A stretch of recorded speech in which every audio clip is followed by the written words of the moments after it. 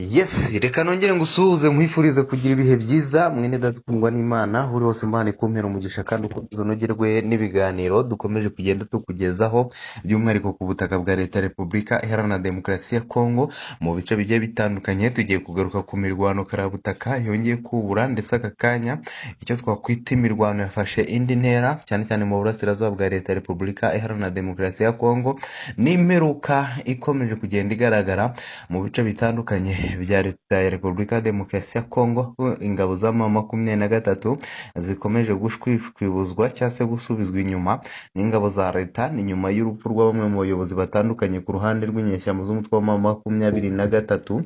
Bimwe mu bitangazamakuru bitandukanye rero byemeje ko witwa Colonel Nanga ari umwe mu bahushijwe bikomeye n'ingabo za leta. Turabigarukaho mu buryo burambuye. Ni nyuma y'uko benshi bavugaga ko urupfu rwa Leta na Colonel Nanga rwaba rwaramaze kuba tombe nk'uko bivugwa. Aka kanya rero M23 yamaze gushyira ukuri hanze ku bivugwa muri iki gitondo ku igenekerezo ry'itariki ya gatanu z'ukwezi kwa kabiri z'ukwezi kwa gatatu 2026, aho havugwa urupfu rwa Leta na Colonel Nanga. Uyu nawe wagaragaye rwose yemeza ko intambara uko ikomeza kugenda igaragara biteze impungenge ku baturage, ndetse avuga ko batazigera bihanganira ingabo za leta bazazigabaho ibitero kugeza ku munota wa nyuma. Ayo magambo rero yatumye leta imukoraho perereza ndetse no kumuhiga bukware. Mwibuke ko ari umwe mu bakatiwe igihano cy'urupfu. Muri aka kanya rero imiripuko ikaba ikomeje kugaragara mu burasirazuba bwa Leta Repubulika Iharanira Demokarasi ya Kongo. Muri teritwari ya Masisi hongeye kumvikana inkuru mbi cyane, bivugwa ko uyu Colonel Nanga yaba yaje kuraswa n'ingabo za leta zifatanyije n'abacancuro, ingabo z'u Burundi ndetse n'abandi bafatanyabikorwa. Byose tugiye kubigarukaho mu buryo burambuye twifashishije mugenzi wacu ku murongo wa telefone. Gusa icyo ngusaba cya mbere, nyabuneka nongera ngusaba rwose kandi sabone kugira ngo ujye ukurikirana akantu ku kandi update zitandukanye ku bikomeje kugenda biba hano ku butaka bwa Leta Repubulika ya Demokarasi ya Kongo. Ni byinshi tuguhishiye, ni byinshi ugomba kumenya, ni byinshi buri muntu wese ukurikirana channel yacu agomba kuba yamenya ku bikomeje n'ubundi kuvugwa ku butaka bwa Leta ya Repubulika Iharanira Demokarasi ya Kongo. Ndetse ubu ngubu aka kanya turaza no kugaruka ku bikoresho by'ingenzi ingabo za leta zikomeje gukoresha kugira ngo zigarurire ibice bitandukanye. Amakuru ku mirwano ikomeje kuba Ikamembe ndetse no mu bice bitandukanye Kabambare. Ako ni agace nako kari kumvikanamo imirwano ikomeye. Abapfuye bo ni benshi cyane. Abanyamurenge bo mu bihe bikomeye by'intambara bakomeje kugenda bahunga ubutitsa n'intambara ikomeye. Gusa tunasoze n'inkuru turaza kugaruka ku bikomeje kubera muri Israel ndetse na Iran, tutibagiwe na Leta Zunze Ubumwe za Amerika. Tuvuge kuri Trump bivugwa ko ngo yari yasimbutse urupfu rukomeye nyuma y'uko Iran iri gutegura ibitero simusiga byo guhitana uyu mugabo Mikenke. Kandi twirwaneho na M23 byakomeje guhangana, FARDC yigarurira ibice bitandukanye. Ndagusaba rero kuba waba mbere mu gukanda sabone kugira ngo akantu ku kandi ujye ukabona mu ba mbere. Rero sabone ni ingenzi. Turaza no kugaruka ku makuru ku mirwano ikomeje kuba Ikabambare. Aka nako ni agace gakomeye kandi imirwano ikaba ikomeje gufata indi ntera no mu bice bya teritwari ya Masisi n'ahandi. Nyabuneka ndagushimiye kandi gusaba sabone, ni inkunga ikomeye yo kwagura umuryango mugari wacu kandi wawe kugira ngo ukurikirane update akantu ku kandi. Ku murongo wa telefone mbere yuko mbasomera iyi nkuru namaze kwakira mugenzi wanjye, munyemerere tumwakire. Bwana munyamakuru, aka kanya ku igenekerezo ry'itariki ya gatanu z'ukwezi kwa gatatu 2026 byifashe bite muri iki gitondo? Impumeke yari ni iyihe? Aho bivugwa ko inkuru nziza yagarutse mu gisirikare cya FARDC n'ingabo zabo zifatanya nabo FDNB n'abafatanyabikorwa babo. Bivugwa ko ngo bongeye kwigarura ibice bitandukanye mu mirwano yabereye mu ntera y'ibirometero 5 hafi uvuye mu mujyi wa Saramabila. Uyu mujyi rero ukaba wamaze kugaragaza ko ingabo za leta zikomeje kwigarurira ibice bitandukanye byo muri teritwari ya Masisi zifatanyije na FDLR, FDNB n'abandi bafatanyabikorwa. Aka kanya twavuga ko byifashe bite? Yego urakoze cyane bwana munyamakuru, ngira ngo nk'uko bivuze hano muri Repubulika Demokarasi ya Kongo imirwano yavuye ku mpande zombi, kuko muri kano kanya bwana munyamakuru turi kuvugana imirwano irakomeje, imirwano yatsiba uduce tugiye dutandukanye. Ngira ngo ndibubajyane ku kibuga cy'imirwano aho mperereye, cyane cyane hafi y'umujyi wa Uvira, kuko hongeye kugaragara ibitero simusiga by'ingabo za M23. So gusa kuko n'imirwano irakomeje mu duce tugiye dutandukanye. Makobora hongeye hagaragara imirwano ndetse no mu duce turimo Masisi ndetse na Sake, naho imirwano yongeye gusubukura kuko ingabo za leta zifuza gufata tuno duce twagiye dufatwa n'ingabo za M23. Ubu ngubu rero tuvugana bwana munyamakuru, imirwano yazindutse iba ndetse no ku munsi w'ejo washize imirwano yongeye kubura ku nkengero za Uvira ya secteur Kivu. Ahangaha bwana munyamakuru niho merereye, hari imirwano ikomeje kugenda ihuza izi mpande zombi, kuko ubu muri aka kanya umutwe wa M23 wakomeje kugenda ugaragaza uruhande rutari rwiza ndetse no kugaba ibitero mu bice bituwe n'abaturage. Ubu ngubu nakubwira ko muri aka kanya hafi y'umujyi wa Uvira bahuye n'isanganya, kuko hafi y'umujyi wa Uvira bagerageje kugaba ibitero baciye mu misozi ya Makobora ndetse no ku musozi wa Kara. Bwana munyamakuru, ntabwo byaje kubahira kuko nungu tuvugana amasasu menshi, imbunda ni nyinshi, ndetse ingabo za M23 zikomeje gufatwa mbere, kuko muri aka kanya ubu tuvugana ibitero simusiga bikomeje kugenda bigabwa ku ngabo za M23, zikomeje kugenda zisubizwa inyuma, nyuma y'uko rero General Sultan Makenga yongeye kugaragara ku mirongo y'urugamba. Izi ngabo zishutse ko bwana munyamakuru zigomba kugendera kuri iyo motivation, zigafata uduce tugiye dutandukanye. Ngira ngo rero ni nabyo byatumye baramuka bagaba ibitero, kuko ngo bifuza gusubira mu mujyi wa Uvira, nyuma y'uko n'ubundi bitero byagiye bigaragara mu mujyi wa Masisi, byagiye bigaragaza ko bakomeje kugenda batakaza uduce tugiye dutandukanye, nyuma y'uko bakomeje kugenda bagaba ibitero. Bifuje rero kugaba ibitero nangaha, ngira ngo bikomeje kugenda bidakunda, kuko bikomeje kugenda bibasumira kugenda batsindwa bwana munyamakuru. Ngira ngo ni nayo mpamvu n'ubundi mu duce tugiye dutandukanye tugiye tugira ibice bigiye bigenda bigaragaramo imirwano. N'ubundi hano muri Repubulika Iharanira Demokarasi ya Kongo mu duce dutuwe n'abaturage hari kugaragara ubwinshi. N'ubundi ngira ngo amashusho agiye uyabona nawe, urumva bwana munyamakuru uri kunyumva? zari yanze ariko ndongera kumvisha. Yego bwana munyamakuru, ndi kukubwira ngo mu duce dutuwe n'abaturage niho hakomeje kugenda hibandwaho ibitero simusiga, ibitero bikomeje kugenda n'ubundi bibangamira abaturage, cyane cyane mu nkengero z'umujyi wa Uvira.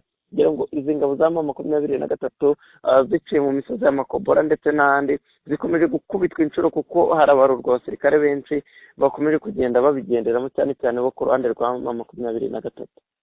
Yego, mbushi zikomeje kugenda zihitana bamwe mu bayobozi batandukanye. Abenshi bati M23 cyangwa se RC yaba igiye kurimbuka. Iri ni iherezo ryabo. Ni ibitangazwa n'imwe mu bitangazamakuru bikomeye byandika ndetse n'ibivuga byemeza ko RC yagaragaje ko gutsindwa urugamba rwose ari ibintu bamaze kumenyera.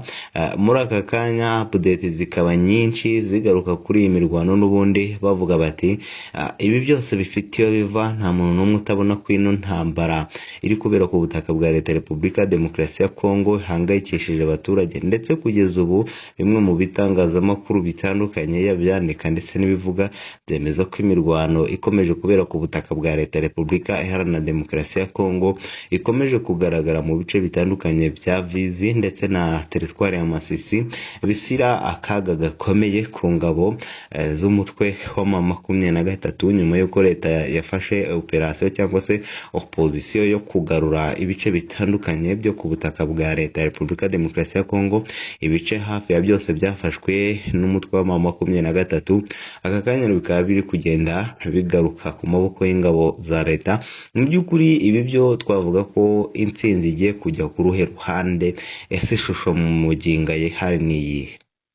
Yego, ngira ngo nk'uko wari ubigarutseho, mu duce tugiye dutandukanye twarigaruriwe n'izi nyeshyamba, ngira ngo wagiye ubibona ku mashusho nagiye nkoherereza bwana munyamakuru, kuko uduce twarigaruriwe n'inyeshyamba twongeye kugaragaramo ubwisange bw'ingabo za FARDC, kuko ubu ngubu muri aka kanya ingabo za FARDC bikomeje akazi gakomeye cyane cyane muri Fizi. Ahangaha hagaragaye nayo imirwano simusiga, n'ubu ngubu imirwano ikaba ikomeje ku mpande zombi, ndetse urabona ko bishyira heza n'ubundi ko batsinda, kandi koko wanabireba n'ibyo barwana ukabona ko bari mu murongo mwiza, kuko barashyigikiwe, urabizi. Ngira ngo rero niyo mpamvu bwana munyamakuru. Ego n'ubundi abenshi bati imirwano iragenda isiga umugani, abayobozi bo ku ruhande rw'umutwe wa 23 bamwe na bamwe bahasiga ubuzima. Perezida Félix Antoine Tshisekedi akomeje kugaragaza imbaraga zidasanzwe ni muri operasiyo zikomeye, operasiyo zo kwigarurira ibice bitandukanye byo ku butaka bwa Leta ya Repubulika Iharanira Demokarasi ya Kongo.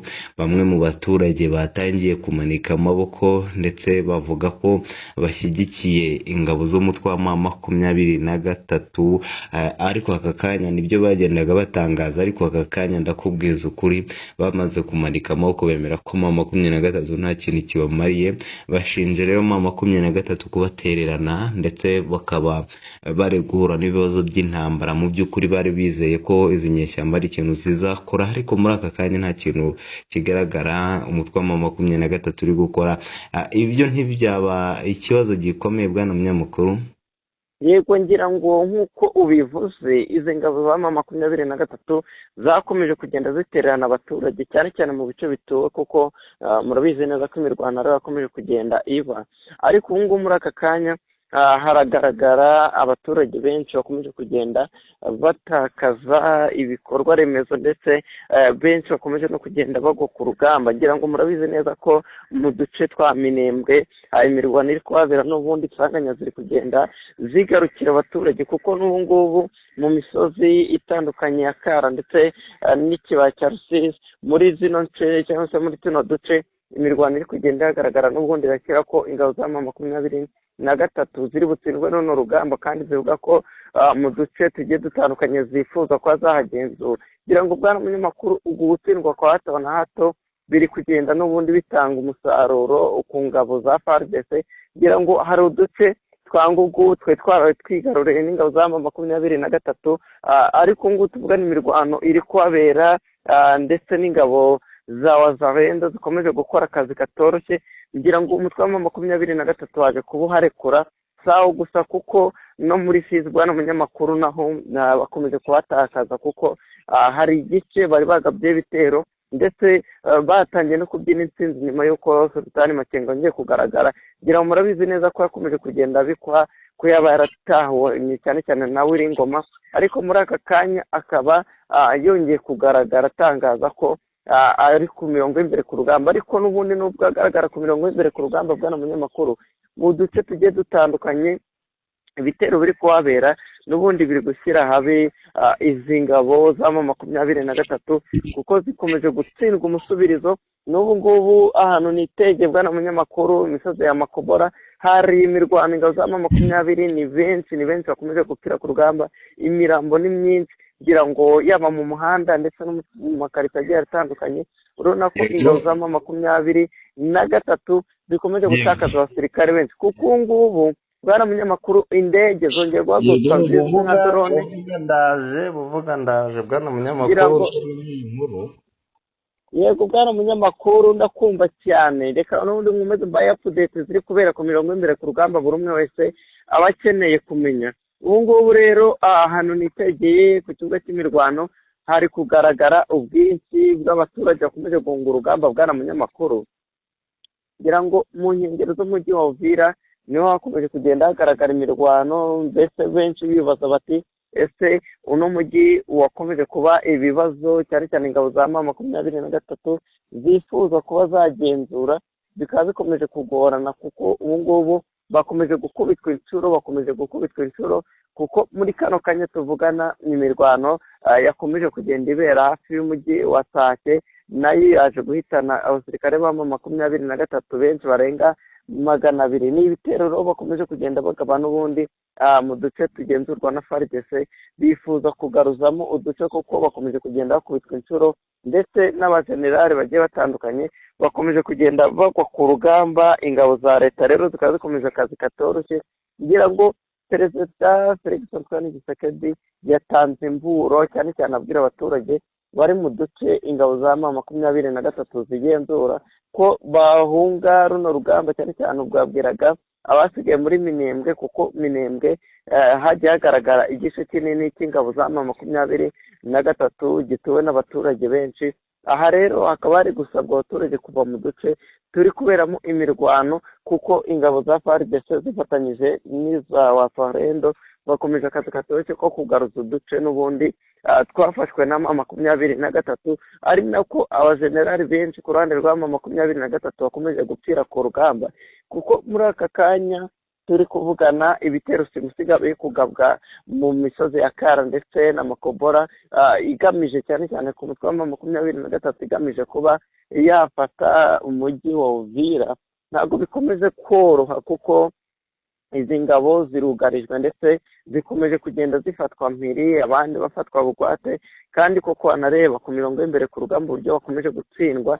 Ni ibintu bigaragarira amaso buri wese ko n'ubundi izi ngabo zikomeje gutsindwa runo rugamba. Ngira ngo muri kano kanya turimo turavugana, ibitero shuma biri kubera mu nkengero z'umujyi wa Uvira, n'ubundi biri gusiga inzu z'abaturage zigeze kwereza, reka mvuge gutyo, kuko ibisasu biri kwangiza inzu z'abaturage. Abantu benshi rero bakaba bakomeje kubyamaganira kure ibi bitero, n'ubundi bikomeje kugenda bishyira habi izi ngabo, ndetse binabangamira ibikorwa remezo by'abaturage cyane cyane mu mujyi wa Uvira. Ngira ngo uyu mujyi wa Uvira umaze iminsi utekanye, abantu benshi bavuga bati n'ubundi amahoro n'umutekano byaragarutse, ariko muri aka kanya ngira ngo ibintu byakomeje guhindura isura, ndetse imirwano ikaba yubuye ku mpande zombi. Ibi rero n'ubundi yaba abaturage yaba abantu bagiye batandukanye barebereye ino mirwano bavuga ko n'ubundi izi ngabo zikomeje gutsindwa runo rugamba. Ngo zaho gusa, reka dukomeze tubajyane no mu nkengero za Masisi. Buri umwe wese akeneye kumenya ngo mu mujyi wa Masisi ahagaragaye ibitero simusiga, ahakomeje kugenda hagaragara imirwano. Umujyi wa Masisi muri aka kanya hejuru ku kirere haragaragara indege, kuko n'ubu ngubu amakuru ansumira nuko ingabo za M23 zongeye gukubitwa inshuro, kuko mu mwanya uri imbere niho ngiye guhita nerekeza, haragaragara rero ibitero simusiga. Kugira ngo nangaha ingabo za M23 zongeye gukubitirwayo inshuro, kandi mu by'ukuri nta gace bakomeje kugenda bagaragaza ko batazarekura byoroshye, ndetse bifuza kuba bacunga amahoro n'umutekano cyane cyane w'abaturage, dore ko bavuga ko bareberera abaturage. Urumva ko n'ubundi ari ibintu bitari byiza ku ruhande rw'ingabo za M23. Ngira ngo zikomeje kugenda zikubitwa umunsi ku munsi. Abantu benshi rero bakavuga bati n'ubundi icyizere cyo kugaruza uduce sinzi ko kizongera kuba cyasobanuka, cyane cyane ku ruhande rwa M23, kuko bakomeje kugenda bamburwa uduce. Ngira ngo ibintu biri kuhabera n'ubundi ni akamaramaza, reka mbivuge gutyo, kuko ingabo za M23 zikomeje gutsindwa byoroshye, zikomeje gukubitwa inshuro mu bintu buri umwe wese atatekerezaga, kandi izi ngabo zakomeje kugenda zigaragaza ko zifuza gucunga umutekano w'abaturage. Ibi rero n'ubundi cyane cyane aho mperereye nteganye n'umujyi wa Uvira ku misozi miremire ya Makobora ndetse na Kara. Ahangaha hari kubera isibaniro ry'imirwano, ngira ngo yazindutse saa 12 za mu gitondo. Ngira ngo kugera muri aya masaha rero imirwano iri guhuza impande zombi, n'ubundi ingabo za AFSM M23 zikomeje kugenda zikubitwa inshuro ndetse bamburwa n'intwaro, kuko ubu ngubu tuvugana abafatiwe ku rugamba hafi ya secteur Kivu bararenga 84 bamaze gufatwa mpiri, ndetse n'intwaro imbunda nini ndetse n'intoya bakakomeje kugenda bazifata. Cyane cyane ingabo za M23 ziri kwirukurwa amaguru, kuko aho nitegeye bwana munyamakuru ndi kubareba bari kwirukurwa amaguru. Ibintu byakomeje guhindura isura, kuko izino ngabo zikomeje gutsindwa runo rugamba, kandi koko ku mirongo y'imbere ku rugamba urabona ko FARDC ikomeje kugenda yifata uduce tugiye dutandukanye tw'ingabo za M23. ngira ngo rero nubwo Sultani Makenga yongeye kugaragara ku mirongo y'imbere mu gihe abantu benshi bari bazi ko yaba yaratakaje ubuzima ndetse yaba yaraguye ku rugamba, ngira ngo ibi n'ubundi bikomeje gushyira habe n'ubundi izi ngabo za M23, yaba kuba umusirikare ukomeye nk'uyu agarutse ku mirongo y'imbere ku rugamba ko bamotiva, n'ubundi ntabwo bihindura ko ingabo za M23 zikomeje gutsindwa n'uru rugamba, kuko uduce tugiye dutandukanye bakomeje kugenda batwamburwa, ndetse binagaragarira amaso buri wese ko n'ubundi izi ngabo mu nkengero za Uvira zakomeje kugenda zigaba ibitero n'ubundi bitari bubahire, ndetse bari bubambure uduce tugiye dutandukanye. Ibi ngibi n'ubundi biri gushyira ku iherezo izi ngabo za M23, kandi koko mu by'ukuri wareba ugasanga imirwano y'iguza impande zombi ndetse n'imbaraga M23 yashyizemo ni nyuma y'uko hagaragaye abasirikare biyunze kuri uno mutwe wa M23 mu gihe bari bawitezeho ko hari uduce bagaruza bafatanyije, ariko bikaba bikomeje kugenda byanga, bikaba bikomeje kugenda binanirana. Imirwano rero ikaba ikomeje kugenda n'ubundi igaragaza ko M23 ikomeje kugenda itsindwa urugamba, kuko bari gupfusha, ngira ngo ya mu duce turi gucamo imirambo ni myinshi, imodoka zikomeje gutunda imirambo y'ingabo za M23, n'ubundi ubona ko uduce tugiye dutandukanye harimo Makobora, Fizi ndetse n'ahandi bari bugatakaze buno buce bugiye butandukanye, kuko muri kano kanya turi kuvugana ingabo za leta ziri gushyiramo imbaraga, kuko n'ubu ngubu muri Bukavu hakaba hari kwakirwa izindi ntwaro zije kuza muri za Kinshasa ndetse n'ahandi. Urumva ko rero izi ntwaro n'ubundi ziri kuzanwa, urumva ko leta ya Kongo yifuza kugarura Bukavu, Makobora ndetse n'imisozi yagiye yibandwaho n'intambara cyane cyane za Rucuru n'ahandi hari kugenda habera imirwano muri Repubulika Demokarasi ya Kongo.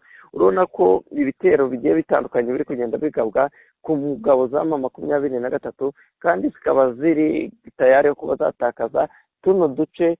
Ngira ngo nubwo izi ngabo zitajya ziva ku izina cyangwa se zakomeje kugaragaza ko zifuza kurwana kugera ku iherezo, ntabwo bikomeje kubahira, kuko ndimo ndababona n'amaso yanjye batsindwa runo rugamba, kuko bari mu kibaya cya Rusizi. Ahangaha n'ingabo za M23 ziri kwiruka, ni naho hakomeje gufatirwa n'abasirikare bagiye batandukanye, kuko yaba bacanshuro yaba ingabo za Wazalendo zikomeje kugenda zirasa ku mutwe wa M23 ndetse na Twirwaneho, ngira ngo bakomeje kugenda babashyira habi, kuko muri aka kanya tuvugana ibitero by'indege za drone bikomeje kugenda byangiza ibirindiro by'ingabo za Twirwaneho ndetse n'umutwe wa M23 mu duce twa Fizi. Urumva ko rero n'ahandi muri Rusizi naho hakaba hari kubera imirwano simusiga, amabato menshi akomeje kugwa muri kino kibaya cya Rusizi. Urumva ko rero n'ubundi ingabo za M23 ku birindiro byaho hari kugaragara umuriro ndengakamere, kuko indege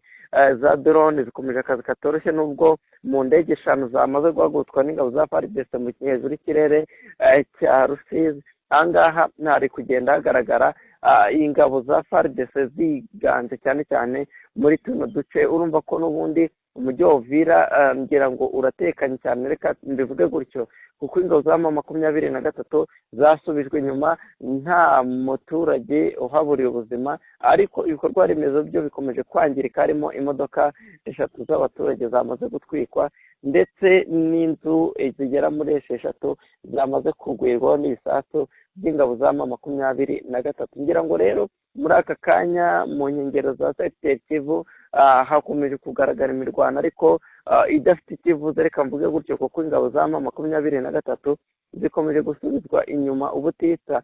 Muri kano kanya rero n'ubundi bakaba bakomeje kugenda batsindwa runo rugamba, ngira ngo aho ngaho no mu duce tugiye dutandukanye twa Minembwe, buri umwe wese akeneye kumenya ngo ese muri Minembwe byifashe bite. Muri Minembwe yakomeje kugenda igaragaramo ibikorwa bigiye bitandukanye, ndetse no kwanga kurekura uduce tugiye dutandukanye ku ruhande rw'ingabo za M23.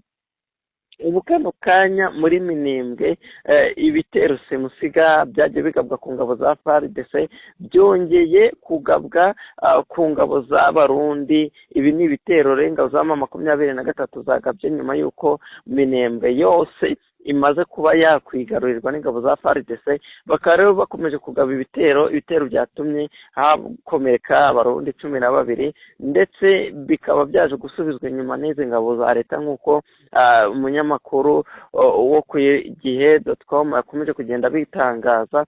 ngira ngo sawa gusa no mu tundi duce tugiye tugaragaramo imirwano bakomeje kugenda bakubita inshuro izi ngabo za M23 muri Minembwe. ngira ngo nubwo ibi bitero siga byagiye bigaragara cyane cyane haruguru, ngira ngo ingabo za leta n'ubundi zikomeje akazi katoroshye ko kuba babihagarika, kandi mu by'ukuri Minembwe muri aka kanya iracyagenzurwa n'ingabo za FARDC zifatanyije n'iz'u Burundi zikomeje akazi katoroshye.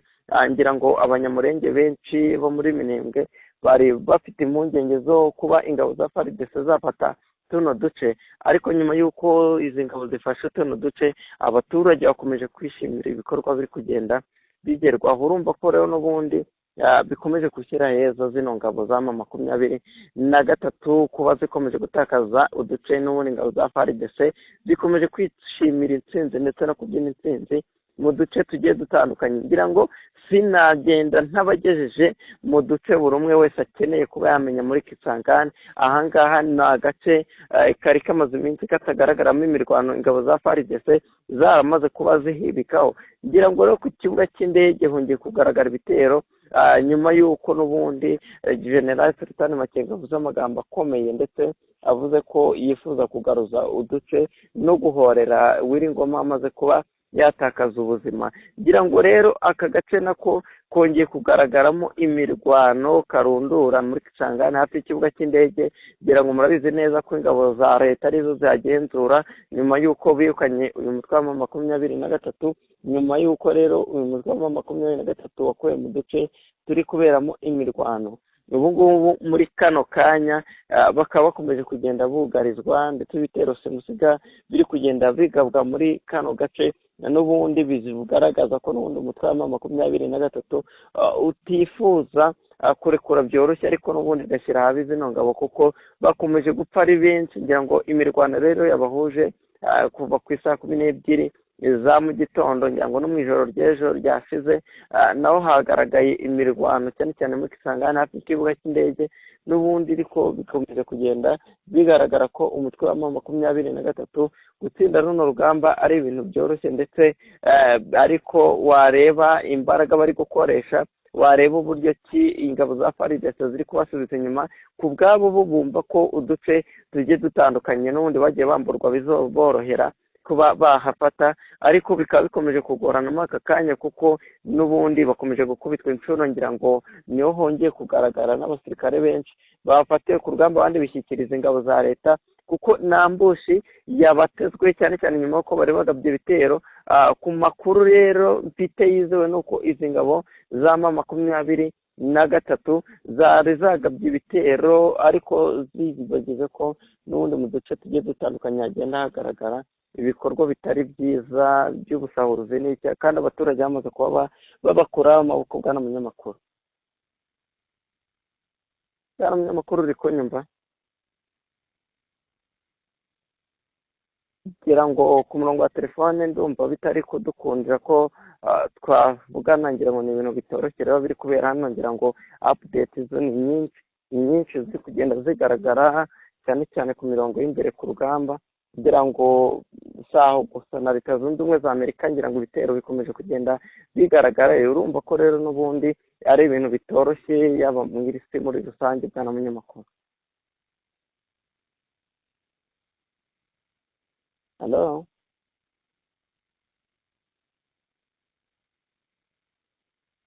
halo, ngira ngo ku murongo wa telefone uri kunyumva? ngira ngo hari bikomeje kugenda bigorana, reka bajyane no mu tundi duce kuko update yo umuntu yavuga ntiyashira, kuko bikomeje kugenda bigaragara ko muri Repubulika Demokarasi ya Kongo n'ubundi imirwano ikomeje mu duce tugiye dutandukanye, areka muri aka kanya mu gihe mugenzi wanjye ntaramufatisha neza ku murongo wa telefone ngira ngo mu mijyi igiye itandukanye igize Sake naho hongeye kugaragara imirwano cyane cyane mu gace ka Musakisiki. Ahangaha ni agace gatuwe n'abaturage, ahangaha naho ibitero simusiga byagiye bihagabwa byasize n'ubundi ingabo za M23 zisizwe iheruheru n'ibi bitero simusiga, ibitero n'ubundi bigamije kuba bafata uduce tugiye dutandukanye kugira ngo uyu mutwe wa M23 ukomeje kugenda ugaba ibitero mu duce tugiye dutandukanye, ariko ngira ngo ntabwo biri kugenda bibahira kuko muri aka kanya tuvugana n'ubundi ingabo za M23 zimaze guturitswa ndetse zikomeje kugabwaho ibitero bigiye bitandukanye, bakomeje kugenda batsindwa runo rugamba byoroshye.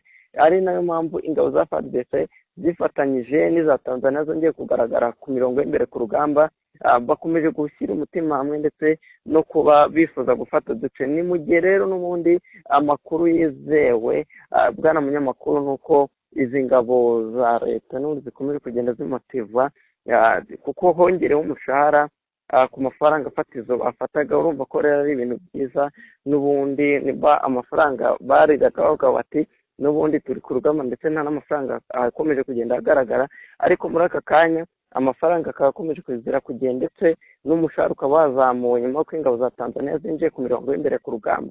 Urumva ko n'ubundi bikomeje kugenda bigaragara ko izi ngabo za M23 zugarijwe nyuma y'uko Antoine Tshisekedi akomeje kuzana abacancuro. Ingabo za Tanzania nazo zikaba zikomeje akazi katoroshye ndetse ku mirongo y'imbere ku rugamba ukabona ko uduce tugiye dutandukanye akomeje kugenda batwisukira cyane cyane batwigarurira. Urumva ko rero gutsindwa kuri uyu mutwe wa M23 n'ubundi bikomeje kugenda bibashyira habi. Ibi rero n'ubundi kabishyira ku iherezo ry'uko izi ngabo zikomeje gutsindwa runo rugamba.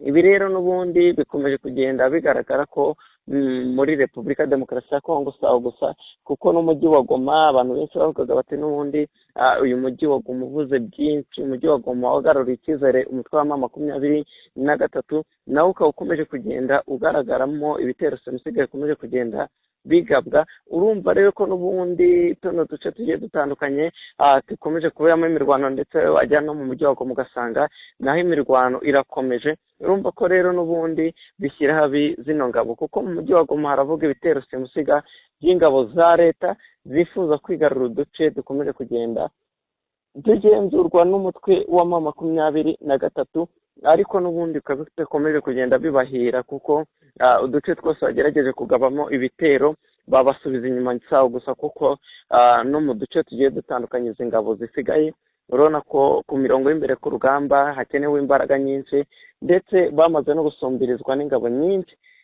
z'u Burundi. Iyi ngabo nyinshi za leta ya Kongo ndetse na Wazalendo yakomeje kugenda igaragaza imbaraga zitoroshye, kuko ngira ngo izi ngabo za M23 zikomeje kugenda zitsindwa ku hejuru y'uko abasirikare bamaze kuba benshi ku rugamba ku ruhande rwa FARDC. Reka rero mbashimire, tugiye kugaruka mu update agiye atandukanye kuko ubu ngubu tuvugana ngiye muri Minembwe hari kubera imirwano. Ntuze gucikwa, Imana iguha umugisha kuba wakomeje kugenda udukurikirana 5 kuri 5.